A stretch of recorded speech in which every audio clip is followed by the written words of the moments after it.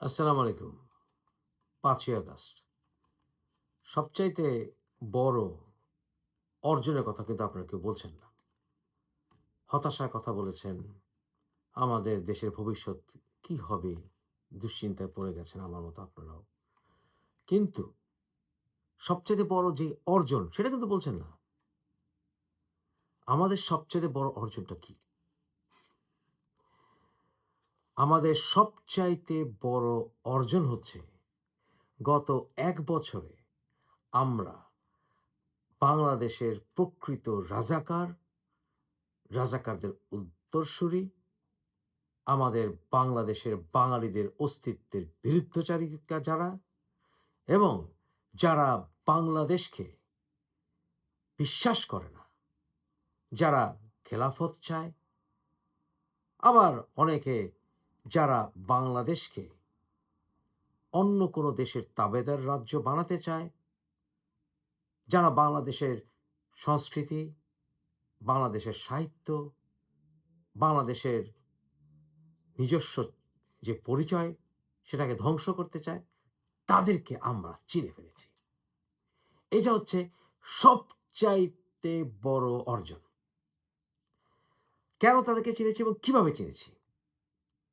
তাদেরকে চিনেছি কারণ তারা শেখ হাসিনা সরকার পতনের পর যখন বিএনপিও এখন আ ধরি মাছ না ছুঁই পানি অবস্থায় আছে, তখন তারা এমনভাবে আস্ফালন করছে যে তারা মনে করছে যে তাদেরকে পরাজিত করার শক্তি আর কোনোদিন প্রকৃত বাংলাদেশীদের হবে না। তারা মনে করছে যে তারা এত শক্তিধর হয়ে গেছে যে ৭১-এর চেতনায় যে বাঙালি তারা আর কোনোদিন জাগতে পারবে না। তাই তারা গর্ত থেকে বেরিয়ে এসছে। এতদিন আমরা মনে করেছিলাম শেখ হাসিনার শাসনামলে, বিএনপির শাসনামলে এবং জিয়াউর রহমানের শাসনামলে, বঙ্গবন্ধুর শাসনামলে যে এরা পরাজিত হয়ে গেছে, এরা বেরিয়ে আসবে না। এরা এতদিন কি করত? এরা নানানভাবে ছলচাতুরি করত তাদের অবস্থান নিয়ে। জামাত বলেন, হিজবুতি বলেন, আর রাজাকারদের দোসর যাদের কি বলেন না কেন, তারা সবাই চুপে চাপে মন্তব্য করত নিজেদের ঘরে, নিজেদের ছোট, ছোট গণ্ডিতে, পাকিস্তানের সাথে কোনো এক আড্ডায়। কিন্তু উন্মুক্তভাবে তাদের যে চরিত্র সেটা তারা প্রকাশ করত না। এমনকি যখন বিএনপির বিরুদ্ধে আওয়ামী লীগের সাথে এই রাজাকারের দোসররা আন্দোলন করেছে, তখনও তাদের প্রকৃত চরিত্র তারা প্রকাশ করেনি। একইভাবে যখন তারা বিএনপির সাথে জোট করেছে, এমনকি আলী হাসান মুজাহিদ, মতিউর রহমান নিজামী, এরাও এদের আসল চরিত্র লুকিয়ে রেখেছে। যেমন আলী হাসান মুজাহিদ বলেছিল না যে, দেশে কোনো যুদ্ধাপরাধী নাই। কারণ কি? আসল চরিত্র প্রকাশ করলে এদেরকে বাংলাদেশিরা জুতার নিচে ফেলে পাড়িয়ে মেরে ফেলত। যদিও এদেরকে ঝুলাতে একটু সময় লেগেছিল শেখ হাসিনা সরকারের। আমরা গর্বিত, আমি গর্বিত যে এই হাতকে আমি দিনে ৩ বার চুমু দেই। কেন জানেন? এই হাতে ১৯৯১ সালে মতিউর রহমান নিজামীকে আমরা জুতা মেরেছিলাম ঢাকা বিশ্ববিদ্যালয়ে। সেই ঢাকা বিশ্ববিদ্যালয়ে মতিউর রহমান নিজামী, আলী হাসান মুজাহিদ, হ্যাঁ? সাকা চৌধুরী এদের মতো যুদ্ধাপরাধী শয়তানদের ছবি টাঙানোর প্রচেষ্টা নেয় ওরা টিএসসিতে ঢাকা বিশ্ববিদ্যালয়ে। কারণ কি? কারণ যখন বাঘে সিংহে ঝগড়া করে অথবা বনে থাকে না, তখন খেকশিয়াল খ্যাঁক, খ্যাঁক করবেই। যেহেতু এখন আওয়ামী লীগ চুপচাপ, বিএনপিও ক্ষমতায় যায় কোনোভাবে। এই অবস্থায় এখন এই খেকশিয়ালরা লাফালাফি করছে। কিন্তু এদেরকে আমরা চিনে ফেলেছি। যারা বঙ্গবন্ধুর সমালোচনার নামে আসলে বঙ্গবন্ধুকে অপমান করে, ঘৃণা করে এজন্যই যে বঙ্গবন্ধু বাংলাদেশিদেরকে, বাঙালিদেরকে মুক্তি এনে দিয়েছিলেন। এরা আসলে বাংলাদেশের মুক্তির প্রত্যেকটা মহানায়ককে ঘৃণা করে। তারা আসলে জিয়াউর রহমানকেও ঘৃণা করে। ঘৃণা করে। এখন এটা প্রকাশ পেয়ে গেছে। বঙ্গবন্ধুর ঘৃণাকারীদের আমরা একেবারে চিনে ফেলেছি। জিয়াউর রহমানের ঘৃণাকারীরাও এই একই কিছুদিন পরে আরেকটু স্পষ্ট হবে। বুঝেছেন? এদেরকে আমরা চিনে ফেলেছি। দেখবেন সোশ্যাল মিডিয়াদেরকে চিনে রাখুন। যেমন আমাদের পূর্বপুরুষরা ১৯৭১ সালে এই চৌধুরী মঈনুদ্দিন, আলী হাসান মুজাহিদ, মতিউর রহমান নিজামী এদের আরেকটি রূপ দেখেছিলেন, ভয়ংকর রূপ। তাদের এই ইসলামিক নরম, নরম আপাত রূপের বাইরে যে আরেকটা ভয়ংকর খুনি রূপ আছে ওটা তো ওনারা দেখেছিলেন। আমরা দেখিনি কিন্তু আমরা শুনেছিলাম।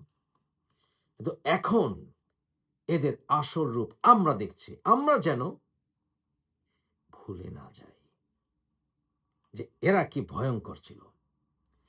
এরা ২০২৪ সালে যারা তাদের এই আন্দোলনকে আরেকটা স্বাধীনতা বলে, তারা বাঙালিদেরকে ঘৃণা করে। নিজেরা বাঙালি হলেও তারা আসলে মনে প্রাণে অবাঙালি। ৭১-এর সাথে ২৪-এর সবচেয়ে বড় পার্থক্য হচ্ছে ২৪ বলুন, ৯০ বলুন, যাই বলুন, এগুলো হচ্ছে মানুষের অধিকারের আন্দোলন হতে পারে। যে এগুলো একটি গণঅভ্যুত্থান, একটি বিপ্লব, যাই বলেন না কেন। এটা কিন্তু আমাদের স্বকীয়তার আন্দোলন নয়।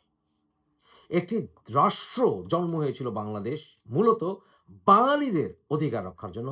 বাঙালি হওয়ার কারণে আমরা যে অত্যাচার নিপীড়নের শিকার হচ্ছি, বাঙালি হওয়ার কারণে যে বৈষম্যের শিকার হয়েছিলাম, আসল বৈষম্য, সেটা থেকে মুক্তির জন্য বাঙালিদের অভয়ারণ্য সৃষ্টি করার জন্য বাংলাদেশের জন্ম হয়েছিল।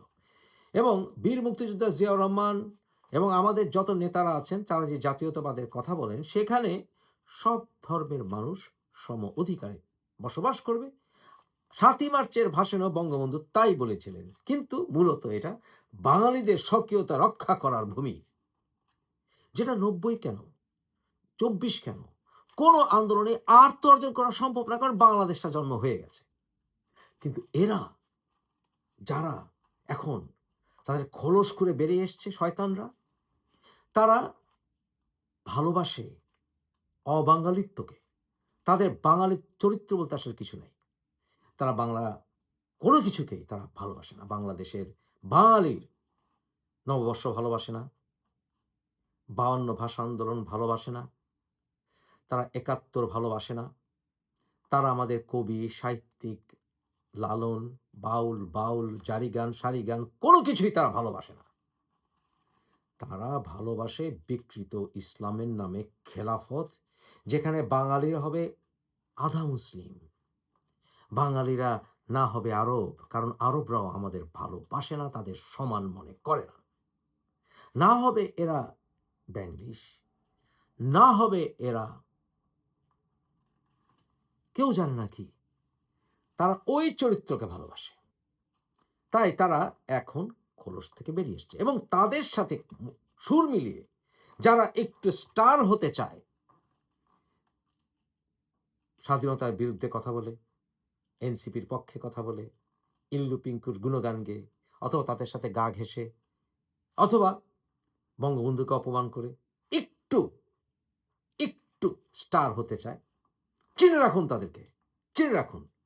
কারণ বাংলাদেশে এদের সংখ্যা খুব কম। এদের যে সংখ্যা যে কম, এটা কিভাবে বুঝছেন? কারণ ৩২ নম্বর ভাঙার সময় অধিকাংশ মানুষ চুপ ছিল। আমি চুপ ছিলাম না। অধিকাংশ মানুষ চুপ ছিল। এদের তাণ্ডব দেখেছে না? এরা ধ্বংস করেছে না? তারা মনে করেছিল তারা অনেক শক্তিশালী। ৩২ নম্বর ভাঙবে, ওইটা ভাঙবে, স্বাধীনতার মুরাল ভাঙবে। তারা পারলে ২১শে ফেব্রুয়ারির সেই শহীদ মিনারও ভেঙে ফেলে। কারণ ভদ্র মানুষরা, স্বাধীনতার পক্ষের মানুষরা তাকিয়ে দেখতে বাধ্য ছিল। কারণ এদের হঠাৎ আস্ফালন এতটাই ভয়ঙ্কর ছিল যে সাপুড়ে যখন করে ফনা উঠতে দেখে সাপকে, একটু সময় নেয়। তাই এরা ফস করে উঠেছে, আমরা একটু তাকিয়ে দেখেছি। কিন্তু এখন আমরা সাপুড়েরা এদের টুটি ধরার সময় এসছে। তাই এই এনসিপির সমাবেশ ছোট হতে হতে হতে এই অবস্থায় চলে গেছে। এখন তারা আর কোন রকম সিকিউরিটি ছাড়া, আর্মি ছাড়া তারা রাস্তায় চলতে পারে না, নিজের এলাকায়ও যেতে পারে না। বুঝেছেন? তৈরি হন, সময় আসছে সামনে। এই স্বাধীনতা বিরোধীদের, একাত্তরের বিরোধীদের, আমাদের পরিচয় বিরোধীদের ত্রুটি ধরার সময় সামনে আসবে, এসে গেছে। এটাই আমাদের সবচাইতে বড় অর্জন যে আমরা দেখেছি বাংলাদেশের স্বাধীনতা সার্বভৌমত্বের বিরুদ্ধে চক্রান্তকারীদের ব্যাপারে কারা নিশ্চুপ থেকেছে, কাপুরুষের মতো বিএনপিও থেকেছে কাপুরুষের মতো চুপ। তার বিএনপির আরো গর্জানো উচিত ছিল, তারেক রহমানের আরো গর্জানো উচিত ছিল, গর্জায়নি। এবং আমরা দেখেছি কারা চুপ ছিল এবং কারা এদের দোষর ছিল। তাদেরকে মার্ক করে রাখুন, এদের সংখ্যা বেশি নয়, টুটি ধরতে হবে। এটাই সবচেয়ে বড়